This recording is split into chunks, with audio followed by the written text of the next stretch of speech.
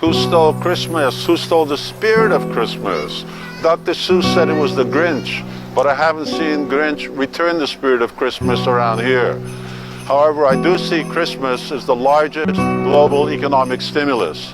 The U.S. retail industry alone generates over $3 trillion during the holiday season. A lot of pine trees, and they're cut down only to be thrown away in a few weeks. 60 million just in Europe. Lots of innocent animals slaughtered for Christmas dinner also. 10 million turkeys in the UK alone. Consumerism, waste, slaughter, intoxication, gambling. What happened to the Christian spirit? Look around. Is this what Christ wanted? Granted, I do see a lot of shop owners praying, but it's for record sales. A lot of children also pray for special gifts, like their very own gun. And parents praying that they can afford it all.